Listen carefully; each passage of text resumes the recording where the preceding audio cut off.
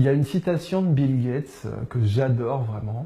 Bill Gates dit « J'ai un ami à Harvard, il a réussi à tous ses examens. Vraiment, le beau gosse, il réussit à tous ses examens, premier de la classe, genre idéal. » Bill Gates dit « Moi, j'ai échoué à des examens, quoi, 1 sur 2. D'ailleurs, il n'a même pas sa licence, le mec. » Et Bill Gates s'enchaîne en disant « Bah, mon ami, il est ingénieur chez Microsoft. » Et voilà la morale de l'histoire, c'est que l'échec est un diplôme. Et que si vous n'avez pas ce diplôme, ne créez jamais une boîte. Parce que vous pouvez être major de l'X, vous pouvez être le meilleur des meilleurs qui n'a jamais échoué. Si vous n'avez pas le diplôme de l'échec, la création d'entreprise n'est pas faite pour vous.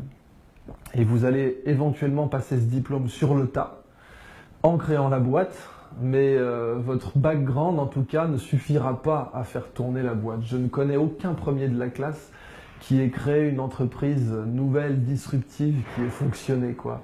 À chaque fois, ce sont des gens qui ont dû faire face à des échecs profonds. Donc, c'est un des slogans de la Silicon Valley, échoue souvent, échoue tôt, échoue à chaque fois. Dès 1984, Steve Jobs était interrogé par François Mitterrand, très belle vidéo où Steve Jobs est interviewé sur FR3 par Christine Ockrent. Et il dit, votre problème en fait en Europe, c'est que chez vous l'échec c'est très grave, alors que nous dans la Silicon Valley on passe notre temps à échouer, quoi. Quand on se casse la figure, on se relève et on recommence. Ça c'est très important. Échouer souvent, échouer tôt, ne pas avoir peur de l'échec. Une psychologue avait fait cette expérience où une mère américaine fait jouer son enfant dans un parc, puis il se casse la figure, et la mère américaine lui dit « mais c'est bien, t'as essayé », et la mère française lui dit « je t'avais prévenu ». Et peut-être que l'équivalent maternel en France, ça serait l'État qui nous prévient que ça va être dur et difficile et que sans lui on ne pourra rien faire. Je ne sais pas si c'est uniquement ça, mais quoi qu'il en soit, on a peur de l'échec. Et on considère que l'échec, il faut le mettre sous le tapis, quoi. Si vous avez créé une boîte aux États-Unis et que vous l'avez plantée, c'est sur votre CV. En France, c'est une année sabbatique. Vous êtes parti repeindre la grange de Mémé sur votre CV, vous n'avez pas créé une boîte et vous ne l'avez pas plantée. Et si vous avez osé planter une boîte et que vous venez voir un investisseur, il vous rendra limite coupable de revenir le voir. Vous dira, mais attends, tu me fais perdre mon temps, tu as déjà échoué, tu devrais avoir honte, tu devrais t'auto-censurer. Et c'est pareil pour les profits des gens, des start-upers.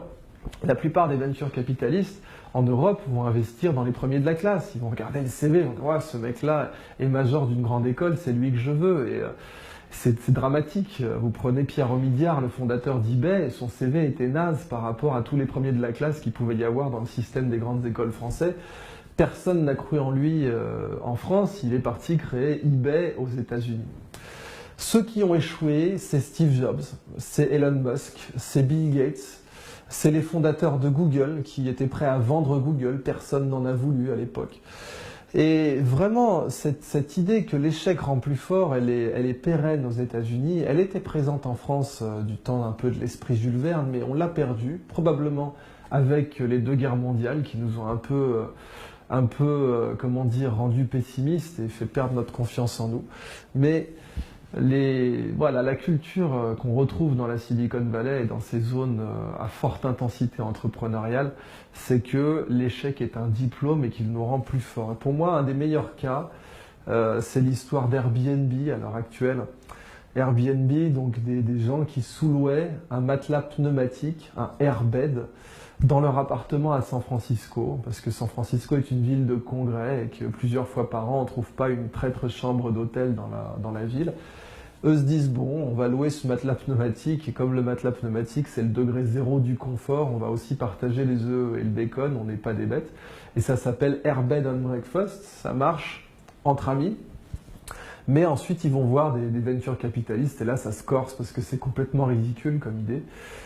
Des inconnus vont venir vivre chez vous. Un investisseur, chez lui, c'est un penthouse au dernier étage avec une clé séparée pour l'ascenseur. Il se voit mal la laisser à des inconnus. Et donc ça marche pas, quoi. Personne ne veut de leur projet, ils s'endettent et ça n'avance toujours pas. Et puis un jour ils se disent bon, on va imprimer des boîtes de céréales. C'est une idée complètement farfelue. On va imprimer des boîtes de céréales parce qu'on est dans le breakfast aussi. Et on est en pleine campagne Barack Obama, John McCain. Alors ils font des boîtes de céréales là, avec la tronche de Barack Obama et une autre avec la tronche de John McCain. Puis ils les vendent, je crois, 35 ou 40 dollars, quoi. Ce qui est fou. Et les gens en achètent. Ils vont en vendre autour d'1 millier. Alors ça va leur redonner confiance en eux. Ils vont revoir des investisseurs.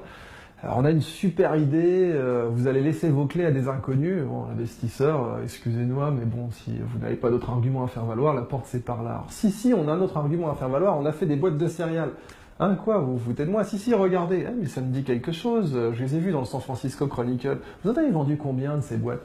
Oh, 1000. Ah, brave petit, vous avez dû faire 1000 dollars de marge, un truc comme ça. Non, on a fait 40 000. Vous vous foutez de moi? Si, je vous assure, regardez les reçus fiscaux, regardez les bons de commande, on en a vendu 40 dollars pièce. Alors là, l'investisseur se pose, réfléchit 5 minutes, sort son chéquier et prononce une parole historique. Écoutez les gars, votre projet, j'y crois pas du tout. Par contre, si vous êtes prêts à vendre 40 dollars des boîtes de céréales qu'en valent 2,50, j'investis. Et c'est comme ça qu'Airbnb est allé sur orbite. Plein de gens essayaient de faire comme eux, mais eux sont ceux qui sont prêts à aller, qui ont été prêts à aller jusqu'au bout, à accumuler des tonnes et des tonnes et des tonnes d'échecs sans se considérer coupables. Et ils diront, il faut savoir être un céréal entrepreneur. Parce que vous êtes un céréal entrepreneur quand vous êtes prêt à imprimer des boîtes de céréales pour financer votre projet. Quand l'échec ne vous fait pas peur, quand vous n'êtes pas avec votre bonnet d'âne, quand vous avez complètement, vous vous êtes décomplexé de l'échec et que quand quelqu'un vous dit « Ah, tu devrais avoir honte de revenir après un échec », vous lui dites « Et alors ?» L'échec est un diplôme.